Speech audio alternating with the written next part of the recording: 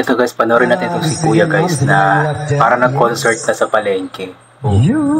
Wow! I know you're everything that I'm looking. Ang ganda ng boses. Marataksit sa saliba.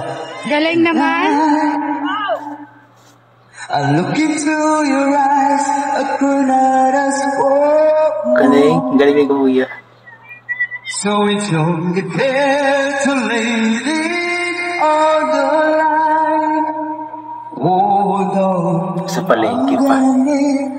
A little time. If I ever fall in love here.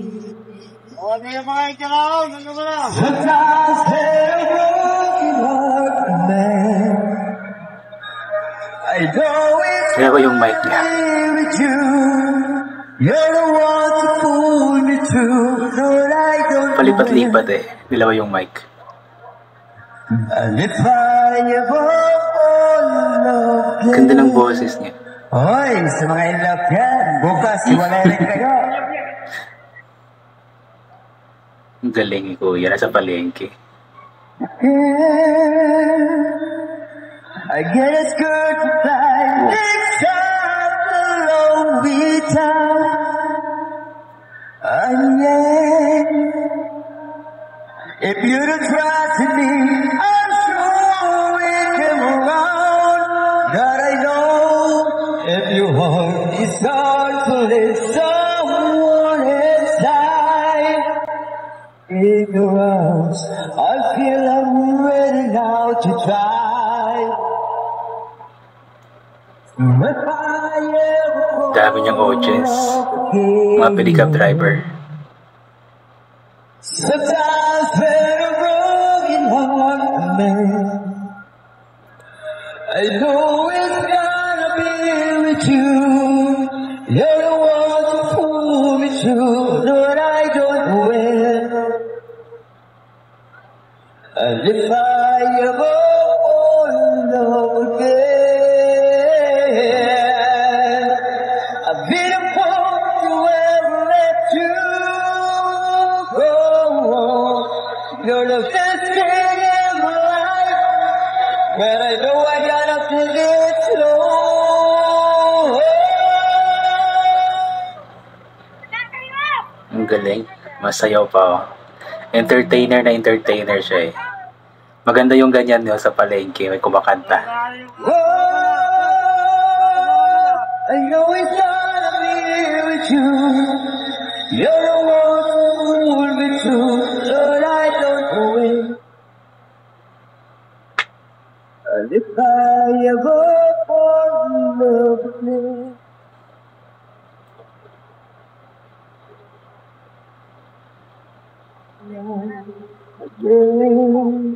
Okay, thank you.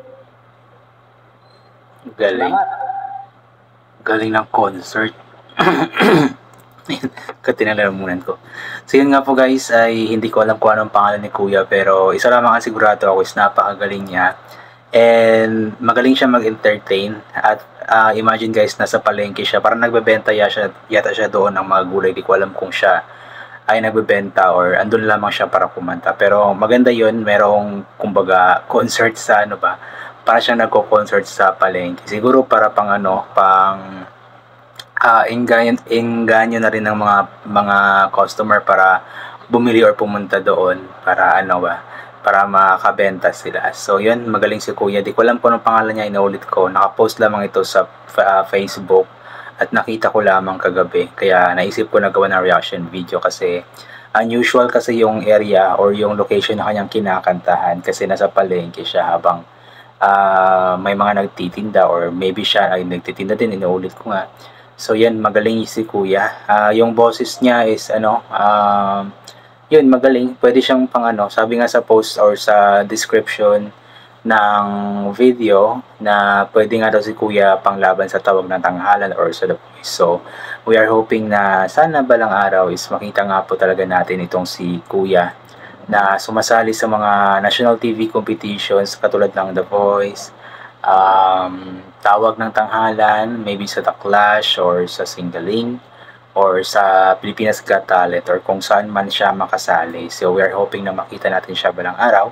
And sana ipagpatuloy lamang niya itong ginagawa niya kasi malaking tawag nito, yung ginagawa niya, I mean sa palengke, yung entertainment pa, kasi malaking tulong din ito para sa mga mga tendera doon, mga nagbebenta doon, kasi nakakaengganyo po ito ng mga tao. So good job sa iyo kuya, kung sino kuman, kung ano mang pangalan mo. Isa kang the best ka para sa akin. Ay nakakatawa po doon kasi dalawa yung kanyang microphone, palipat-lipat siya. Siguro meron nag-aabang siya or baka may gustong makipag-do it sa kanya, kaya siguro may dalawa siyang mikropono. Pero nakakatuwa siya tingnan. Ayan, so yun, sana suportahan po natin ang mga local talents natin, just like ni Kuya na hindi ko nga po alam yung pangalan. Kasi marami talagang mga Pilipino, mga kababayan natin mga Pilipino na talagang magagaling kumanta, talagang magaganda ang boses. At pagdating sa entertainment, talagang magaling sila, just like Kuya. Sila yung mga tao na hindi nabibigyan pa talaga ng break or ng pagkakataon na sumikat, pero andun yung kanilang talento, andun yung kanilang skill ba tawag doon, or talent, na may chance talaga na sana sumikat. Basta siguro i-push lamang nila ang kanilang pangarap, just like Kuya. Siguro inulit ko nga, sumali siya sa mga contest, kahit na hindi na muna siguro sa national TV competition, kahit sa mga tawag dyan, mga baryo-baryo or barangay competition lang muna, para mas mahasa pa ang kanyang pagkanta, mas mahasa pa ang kanyang boses. And that way, kapag sasali na siya sa national TV competition, is mas may na siya, mas magaling na siya, may dala-dala na siyang tawag niyan, confidence sa sarili at galing sa pagkanta, at may chance ng manalo. Ayan. So kung ano lang sinasabi ko guys, hanggang dito na lang po itong gagawin ko na reaction video.